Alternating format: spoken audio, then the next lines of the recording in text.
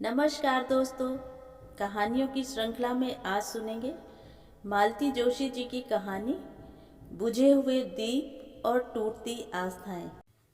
लेकिन उससे पहले मेरा आपसे विनम्र अनुरोध है कि अगर आपको मेरी कहानियाँ अच्छी लगती हैं तो मेरे चैनल को सब्सक्राइब ज़रूर करें, लाइक करें और अपने दोस्तों और परिचितों में शेयर भी करें। बेल आइकन दबाना बिल्कुल भी न भूलें। चाय का पानी गैस पर चढ़ाकर उसने फ्रिज में झांका। दूध का कहीं पता न था। किचन प्लेटफॉर्म पर दूध का खाली बर्तन ही मिल जाता तो वह उसे खंगालकर चाय में डाल देती, पर वह तो आधा दर्जन कप प्लेटों के साथ सिंक में पड़ा था। उफ, ये आदमी दिन भर में कितनी चाय पीता है। कम से कम यह तो सोचना चाहिए था कि स्कूल से लौटने के बाद उसे भी चाय की तलब होगी, खासकर आज जबकि उसका शनिवार का व्रत है। यह भी नहीं हुआ कि सामने की गुमटी से एक पैकेट ही लाकर रख देते। दूध खत्म हो गया क्या? उसने जानबूझकर बाहर आकर पूछा। पति ने टीवी से नजरें हटाए बिना ही जवाब दिया, फ्रिज में नहीं है ना, तो खत्म ही हो गया होगा। आधा लीटर ही तो लेती हो, उसका भी पंचनामा करने बैठ जाती हो। वह भुनभुनाते हुए भीतर लौट आई। ये आधा लीटर दूध भी कैसे जुटा रही हूँ मैं ही जानती हूँ, पर उन्हें तो दीन दुनिया से कोई मतलब ही नहीं है। सब कुछ उसके भरोसे छोड़कर वह निश्चिंत हो गए हैं। उसने किसी तरह वह काली चाय ही गटक ली और फ्रिज में से लौकी निकालकर छीलना शुरू कर दिया। कुछ देर बाद पतिदेव भीतर आए। तुम्हारी चाय बन गई क्या? दूध तो है ही नहीं, चाय काहे से बनेगी?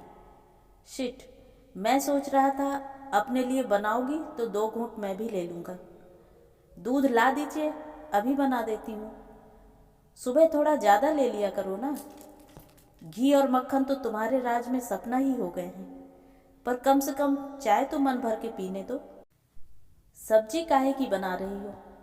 लौकी। इससे सस्ती कोई सब्जी बाजार में नहीं है क्या? ये आपसे किसने कह दिया कि लौकी सस्ती है? एक आदमी को छोड़कर बाजार में कुछ भी सस्ता नहीं है। दालें भी सोना हो रही हैं और प्याज आकाश छू रहा है। सामान्य आदमी का तो जीना ही दूभर हो गया है। बड़बड़ाते हुए उसने कटी हुई लौकी एक एयर टाइट डिब्बे में डालकर फ्रिज में रख दी और कहा, अपनी पसंद की कोई सब्जी ला दीजिए, फटाफट बना दूंगी। मुझे बहुत भूख लग रही है, सुबह से सिर्फ 2 केलों पर हूँ। तो ये व्रत उपवास करने के लिए किसने कहा था? क्या मैं अपने लिए कर रही हूँ? अगर मेरे लिए कर रही हो तो मत करो। यही चीजें मेरा रास्ता रोकती हैं। मतलब तुम्हारे पुण्य आड़े नहीं आते तो कब का छूमंतर हो गया होता मैं भी छूट जाता, तुम भी आजाद हो जाती। बस जब भी देखा कि विवाद जरा गहरा हो गया है या कि अपना पक्ष कमजोर पड़ रहा है तो झट से मरण द्वार पर जाकर खड़े हो जाते हैं।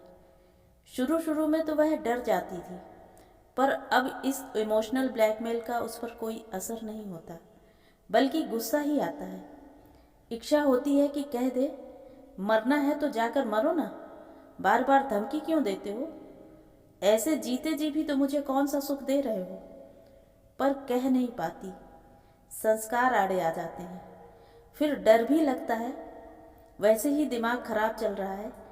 अगर बात लग गई और सचमुच कुछ कर बैठे तो वह जिंदगी भर अपने को माफ नहीं कर पाएगी। घर वाले खा जाएंगे सो अलग। बाहर टीवी की आवाज़ फिर से आने लगी थी। वह समझ गई कि वे बाजार नहीं जाएंगे। अपनी सिगरेट लेने चले जाते हैं, यही गनीमत है, नहीं तो उसे ही पान के ठेले पर भेज देते। उसने लौकी बाहर निकालकर छोंक दी, दाल चावल का कुकर लगाया, आटा गूंद कर रख दिया और बर्तन साफ करने में जुट गई। जितने तेजी से उसके हाथ चल रहे थे उतने ही रोज से वह भुनभुना भी रही थी। जानते हैं आजकल महरी नहीं है, फिर भी बर्तनों का ढेर लगा देते हैं। हर बार नई पतीली निकालेंगे। महरी होती तो बिदक कर भाग जाती, पर ये जो बिना पैसों वाली नौकरानी मिली है ना, ये भाग कर कहाँ जाएगी? उसे तो यहीं खटना है। तवा गैस पर रखकर उसने प्लेट लगा दी और खाने के लिए आवाज़ दी। उसकी पूरी रोटियां बन गई पर वे नहीं आए। फिर उसने अपनी भी प्लेट लगा ली और आवाज़ दी। वे भीतर आए, तब तक वह एक रोटी खा चुकी थी। उसे सचमुच जमकर भूख लगी थी। वे बेमन से थाली पर बैठे और कौर चुगलाते रहे। अपनी नाराज़गी को, नापसंदगी को जाहिर करने का उनका यह तरीका था, पर उसने ध्यान नहीं दिया। वह अपना पूरा खाना खाकर ही उठी। खाना खाते हुए उसे याद आया कि 2 दिन से बड़े भैया का पत्र आया पड़ा है। उन्होंने 1-2 पते दिए थे। पूछना चाहती थी कि वहाँ संपर्क किया या नहीं, पर उनका मूड देखकर वह चुप रह गई। इस समय पूछना बर्र के छत्ते में हाथ देने जैसा ही था। वैसे भी आजकल बड़े भैया का नाम लेते ही उन्हें आग लग जाती है। कहते हैं, तुम्हारे भैया तो चाहते हैं कि मैं उनके दोस्तों के दफ्तर में चपरासी बन जाऊं। यह सच है कि भैया बहुत अच्छी नौकरियों के प्रस्ताव नहीं दे पा रहे थे, पर यह स्वाभाविक ही था ना। इतनी अच्छी नौकरी थी, वह नहीं रह पाई। अब जो भी मिलेगी वह दोयम दर्जे की ही होगी ना। कम से कम उसे काम चलाऊ रूप में तो स्वीकार किया जा सकता है। खाने के बाद उसने बर्तन साफ किए, रसोई समेटी। रोज तो सुबह के लिए सब्जी भी काट कर रख लेती थी, पर आज घर में कोई सब्जी ही नहीं थी। वैसे भी कल इतवार था। उसे स्कूल जाना तो था, पर देर से। कमरे में आकर उसने बिस्तर ठीक किया और कल के लिए बैग भर कर रख लिया। कार्यक्रम तो 6 बजे से है, पर स्टाफ को 2 बजे बुलाया है। उसके जिम में रंगोली है, स्टेज की सजावट है, गमलों का कलात्मक संयोजन है। यह सब करते कराते उसका हुलिया ही बिगड़ जाएगा। 5-10 मिनट जो भी मिलेंगे उसमें उसे तैयार होना है। इसलिए एक अच्छी सी साड़ी, कंघी, कील कांटे, थोड़ा सा मेकअप का सामान, फेस वॉश, नैपकिन सब रख लिया और बैग अलमारी में छुपा कर रख दिया। अभी देख लेंगे तो शुरू हो जाएंगे। किसे रिझाने जा रही हो? अब 4 लोग आएंगे तो उनके सामने खिलखिलाती तो नहीं जा सकती ना मैं। पर आजकल उसका सजना संवरना एकदम संदेह के घेरे में आने लगा है। सोने से पहले एक आध सीरियल देखने की उसकी आदत हुआ करती थी, पर अब तो टीवी उसके हिस्से में ही नहीं आता। कोई ना कोई मैच हमेशा चलता ही रहता है। मैच ना हो तो फार्मूला 1 रेस, वह भी ना हो तो WWF तो है ही। पहले वाला समय होता तो वह अपने लिए अलग से एक टीवी ले लेती, पर पहले वाला समय होता तो पति दिन भर घर में क्यों दुबका रहता। आजकल वैसे तो उसे टीवी से चिड़सी होने लगी है, पर रात में उससे बड़ा सहारा रहता है। वह तो मनाती है कि यह बुद्धू बक्सा कभी बंद ही ना हो, रात भर चलता रहे। वह चलता भी है, पर शायद देखने वालों का धैर्य चुक जाता है। इधर टीवी बंद होता है और उसकी छाती में डर के बबूले उठने लगते हैं। दहशत से उसका खून जमसा जाता है। दिन भर बेचारा सा दिखने वाला यह आदमी रात में एकदम दरिंदा बन जाता है। उस देह व्यापार में प्रेम तो खैर होता ही नहीं है, वासना का पुट भी नहीं होता है। होती है केवल नफरत, तिरस्कार। लगता है जैसे जमाने भर का प्रतिशोध वह उससे लेना चाहता है। पति के इस आक्रामक रवैये से उसकी सारी संवेदनाएं शिथिल हो जाती हैं। तब उसे और गुस्सा आता है। कहता है, अब मैं कमाता नहीं हूं ना, इसलिए तुम्हें मुझ में रस नहीं रहा। लड़ झगड़ कर पति तो मजे में सो जाते हैं और तृप्ति के खर्राटे भरने लगते हैं, पर उसे रात भर नींद नहीं आती। सोचती है इस तरह रोज रोज मरने से अच्छा है एक बार की सब कुछ खत्म कर दें। पर फिर मासूम सुयश का चेहरा आंखों के सामने आ जाता है। उसे किसके भरोसे छोड़ जाएगी वह, इस अकर्मण्य आदमी के। माना कि इस समय मामा के यहाँ अच्छे से पल रहा है, पर उसे सारी जिंदगी तो वहीं नहीं रखा जा सकता ना।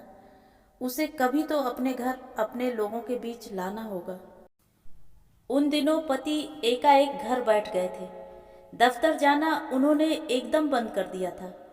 जब भी कुछ पूछा वे जैसे काटने को दौड़ते। आमदनी के स्रोत एकदम सूख गए थे। कभी शौक से एक छोटी मोटी नौकरी कर ली थी, वही अब संजीवनी का काम दे रही थी, पर उससे पूरा तो नहीं पड़ता था ना। पति से छुपकर ही फिर उसने पति के एक कुलीग से भेंट की। पता चला गबन के मामले में नौकरी से निकाल दिए गए हैं। उसके तो पैरों तले की जमीन ही खिसक गई। उसी व्यक्ति के साथ वह फिर बॉस से मिली। उन्होंने रूखे लहजे में कहा, जांच चल रही है, पूरी होने पर आपके पास नोटिस आ जाएगा। उसने आंखों में आंसू भरकर पूछा, क्या अब कुछ नहीं हो सकता? बॉस कुछ नरम पड़े, बोले, देखिए हमारे पुराने कर्मचारी हैं, इसीलिए अभी तक हमने पुलिस में रिपोर्ट नहीं की है, अपने ही स्तर पर जांच कर रहे हैं। अगर रकम भर दें तो जांच रोक दी जाएगी, पर दोबारा काम पर लेना तो नामुमकिन है। उन्होंने जो रकम बताई उसे सुनकर उसकी आंखों के आगे अंधेरा छा गया। उसने दोनों जेठ लोगों को खबर की। उन दोनों में से कोई भी नहीं आया, ना उन्होंने कोई मदद की पेशकश की। उल्टे उस पर आरोपों की, उपदेशों की झड़ी लगा दी। तुम्हारी अनगिनत फरमाइशों के चलते उसे आज नौकरी से हाथ धोना पड़ा है। आदमी को चादर देखकर पांव पसारना चाहिए। तुम जैसी औरतों के कारण ही देश में भ्रष्टाचार पांव पसार रहा है। पति बेचारे करें भी तो करें क्या? वे दोनों बड़ी आसानी से यह भूल गए कि सबसे ज्यादा फरमाइशें उन्हीं लोगों की ओर से आती रही हैं। बिटिया की शादी तय कर दी है, तुम्हारे भरोसे ही वर पक्ष की सारी मांगें स्वीकार कर ली हैं। बेटे का एडमिशन कराना है, कुछ भेज सकते हो? दूसरी मंजिल बनवा रहा हूँ, मदद करनी पड़ेगी। मतलब यह है कि जब भी इन लोगों के यहाँ से पत्र आए हैं, किसी मांग के साथ ही आए हैं।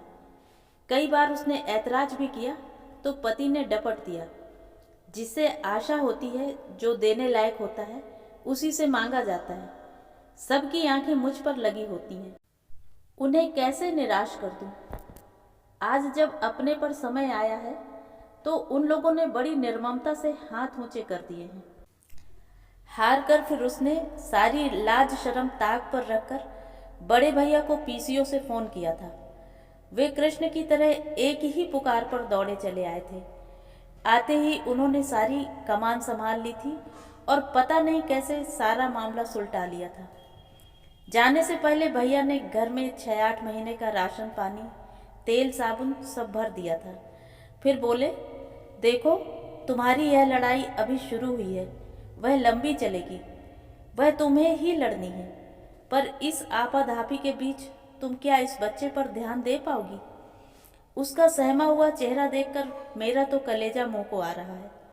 यह सब सहने की उसकी उम्र नहीं है। उस पर इन परिस्थितियों का विपरीत प्रभाव भी पड़ सकता है, इसलिए इसे मैं अपने साथ ले जा रहा हूँ। जब सब ठीक ठाक हो जाए तो इसे खुशी खुशी ले आना। भैया के इतने अनंत उपकार थे उस पर कि वह मना नहीं कर सकी, और यह भी तो एक उपकार ही था। अब कई बार मन होता है कि उसे फोन करके पूछे, बेटा तू मजे में तो है ना? मामा पहले की तरह प्यार करते हैं ना? मामी लाड़ करती है ना? गुस्सा तो नहीं करती? समय से खाना वगैरह तो देती है ना? मामा के बच्चे तंग तो नहीं करते? फिर उसे होश आता है कि वह तो बाहर से फोन कर लेगी, पर बच्चा तो सबके बीच में बैठकर जवाब देगा ना। तब क्या वह अपने मन की बात कह पाएगा? कई बार सोचती है कि किसी इतवार की छुट्टी में औचक जाकर बच्चे को अपनी आंखों से देख ले, पर अगर वह खुश ना हुआ तो क्या उसे छोड़कर आ पाएगी? उसका कुमलाया चेहरा क्या एक क्षण के लिए भी उसकी आंखों से ओझल हो पाएगा? कितनी बार इच्छा होती है कि पति के साथ बेटे की यादों को शेयर करे, पर पति तो अपने आप में ऐसे सिमट गए हैं कि उनकी दुनिया में बेटे के लिए भी जगह नहीं है। सुबह उठी तो सिर भी भारी था और बदन भी टूट रहा था, पर उठना तो था ही। इतवार होने के बावजूद भी आराम की कोई गुंजाइश नहीं थी। नौकरी पेशा औरतों पर तो छुट्टी का दिन और भारी पड़ता है। उसे भी हफ्ते भर की सब्जी लानी थी, हफ्ते भर के कपड़े धोने थे, चादरें बदलनी थी, पर्दे बदलने थे। पति देव के लिए संडे स्पेशल नाश्ता बनाना था और आज तो दोनों वक्त का खाना भी बनाना था। सब कामों से निवृत्त होकर उसने पति को खाने के लिए बुलाया तो बोले, आज तो संडे है यार, और अभी तो नाश्ता किया है।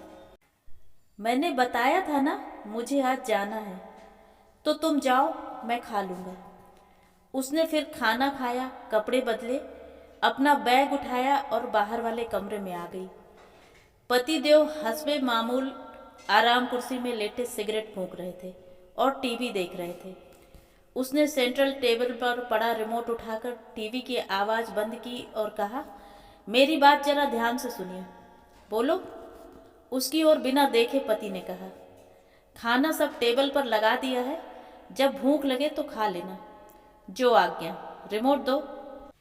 मैंने बताया था ना कि आज हमारे यहाँ कल्चरल प्रोग्राम है, शाम को लौटने में देर हो सकती है, तो मेरा इंतज़ार मत कीजिएगा। समय से खाना खा लीजिएगा। कैसरोल में फुलकों के नीचे शाम के लिए पराठे हैं और सब्जी फ्रिज में है। ठीक है, पति ने कहा और रिमोट के लिए हाथ बढ़ाया। अभी मेरी बात पूरी नहीं हुई है। ये आखिरी बात ध्यान से सुनिए। रात को लौटने में देर हो सकती है और मैडम अकेले आने नहीं देंगी, तो अगर कोई मुझे छोड़ने घर तक आए तो उनके सामने ही शुरू मत हो जाना। बाद में जो कहना हो कह लीजिएगा। पिछली बार का ताना दे रही हो, यही समझ लीजिए। उस दिन बस खराब हो जाने से पिकनिक से लौटने में देर हो गई थी। सबके घर से फोन पर फोन आ रहे थे, पर मेरे घर वालों ने मुझे भगवान के भरोसे छोड़ दिया था। स्कूल में हर एक के घर से कोई ना कोई लेने पहुंचा था, पर मेरे यहाँ से कोई नहीं आया। मैडम ने फिक्रमंद होकर मेरे साथ किसी को भेजा तो आप उनके साथ बदतमीजी से पेश आया था, यही ना? वह कुछ नहीं बोली। वह सारा प्रसंग याद करके उसका तन बदन इस समय भी जल उठा था। मेरी वजह से बहुत परेशान हो ना तुम? बहुत तंग करता हूँ ना मैं तुम्हें? इसीलिए सोचता हूँ कि ये खेल खत्म ही कर डालूं तो अच्छा। मैं भी यही सोचती हूँ।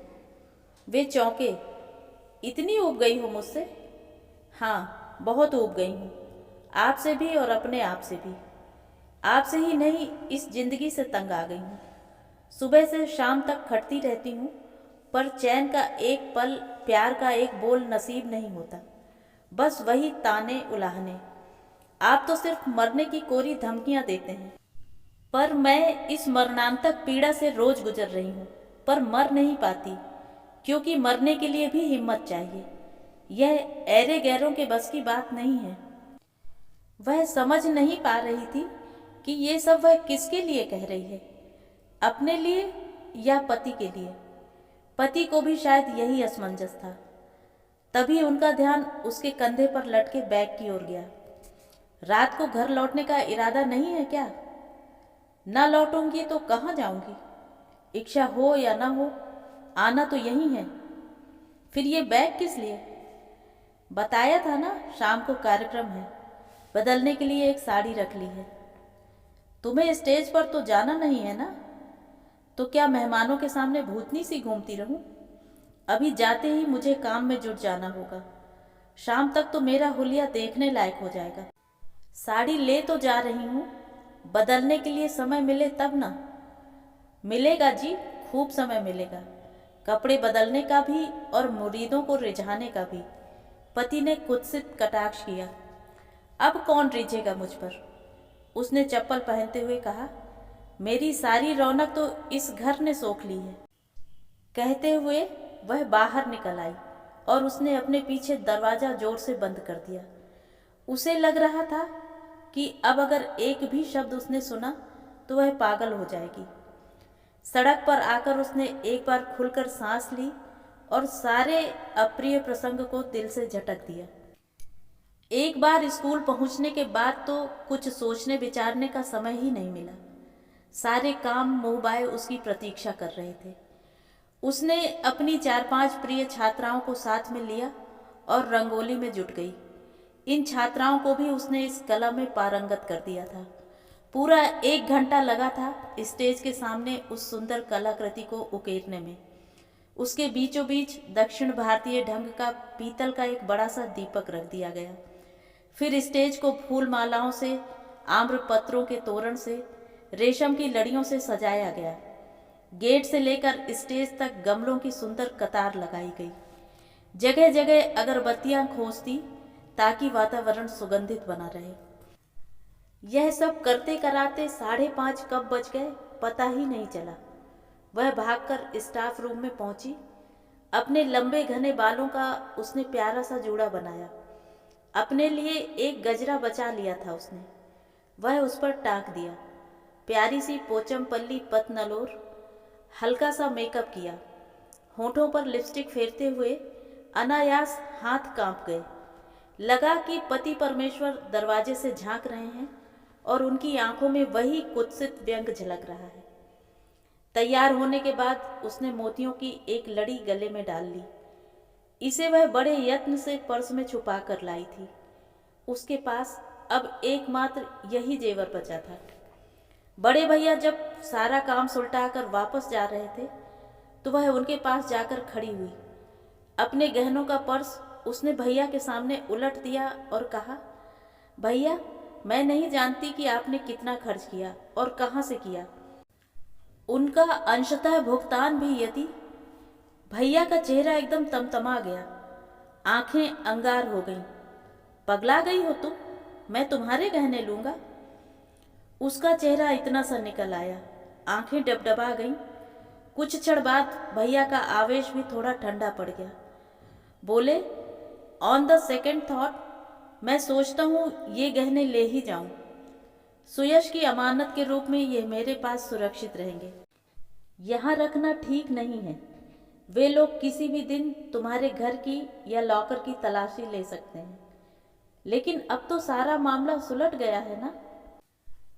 पर अभी उन्होंने हमें क्लीन चिट तो नहीं दी है ना। बस यही कह सकते हैं कि फिलहाल खतरा टल गया है। हे भगवान, तो क्या सारी जिंदगी इसी सांसत में जीना होगा। जैसा कि तय था, कार्यक्रम ठीक 10 बजे समाप्त हो गया। सामान उठाते धरते लड़कियों को पालकों के सुपुर्द करते कराते 10:30 बज गए। जैसा कि अंदेशा था, चलते समय मैडम ने तिवारी को उसके साथ कर दिया। उसने भी बहसबाजी नहीं की और चुपचाप स्कूटर पर बैठ गई। चौराहे पर आते ही उसने कहा, तिवारी जी मुझे यहाँ उतार दीजिए प्लीज़, मैं रिक्शे से घर चली जाऊंगी। आप भी अब घर जाइए, बहुत देर हो गई है। इत्मीनान रखिए, मैडम को कुछ पता नहीं चलेगा। तिवारी जी ने जरा भी हीलो हुज्जत नहीं की। लगा कि वे बेमन से ही इस काम के लिए तैयार हुए थे। उतनी रात में रिक्शा मिलना जरा मुश्किल था, पर वे सौजन्यवश उतनी देर उसके साथ खड़े रहे। उसके रिक्शा में बैठते ही हाथ हिलाकर विदा हो गए। रिक्शे में बैठने के बाद उसे घर की सुध आई। वह सब याद आने लगा जो चलते समय हुआ। वे सारे संवाद जो उन दोनों के बीच हुए थे। आज कुछ ज़्यादा ही तीखा, ज़्यादा ही कड़वा बोल गई थी वह। ये तक कह दिया था कि आप तो मरने की कोरी धमकियां देते रहते हो। कहीं इस बात को सचमुच दिल से लगा लिया हो तो, सचमुच ही कुछ कर लिया हो तो, और कुछ नहीं तो घर ही छोड़कर निकल गए हों तो, आधी रात को वह कहाँ ढूंढने जाएगी। और मिलेंगे भी तो पता नहीं कहाँ, किस अवस्था में। नाना तरह की आशंकाओं से उसका दिल धड़कने लगा, कलेजा मुंह को आने लगा। घर पहुंचते ही पहले उसने रिक्शे से बाहर झांका। खिड़कियों के पर्दे से भीतर का प्रकाश छनकर बाहर आ रहा था। मतलब घर पर तो हैं, पर कैसे हैं, किस अवस्था में हैं। पैसे देकर जब रिक्शे को विदा कर दिया तब उसे टीवी की आवाज़ सुनाई दी। शायद मैच के आखिरी ओवर्स चल रहे थे। प्रेक्षकों की उत्सुकता चरम पर थी। यह शोर से जाहिर हो रहा था। उसने खिड़की से झांक कर देखा, श्रीमान जी बदस्तूर आराम कुर्सी पर लेटे सिगरेट फूंक रहे थे और मैच देख रहे थे। तभी फील्डर के हाथों एक कैच छूटा और पति ने इतनी भद्दी गाली दी कि उसके कान झनझना उठे। उसके तन बदन में तो जैसे आग लग गई। छी, ये आदमी है या चिकना घड़ा। क्या इसकी रीढ़ में हड्डी ही नहीं है? क्या मान अपमान सब उठाकर इसने खूंटी पर टांग दिए हैं? और इस अकर्मण्य बेशरम आदमी के लिए मैं पूरे रास्ता चिंता करती आई हूँ, देवी देवता मनाती चली हूँ। क्या इसमें अब जरा भी स्पार्क नहीं रहा? ऐसे बेगैरत आदमी के साथ कोई एक छत के नीचे कैसे रह सकता है? घंटी बजाने के लिए उठा हुआ उसका हाथ अपने आप नीचे आ गया और वह वहीं सीढ़ियों पर धम्म से बैठ गई। तो ये थी कहानी। कहानी आपको कैसी लगी? कमेंट करके ज़रूर बताएं।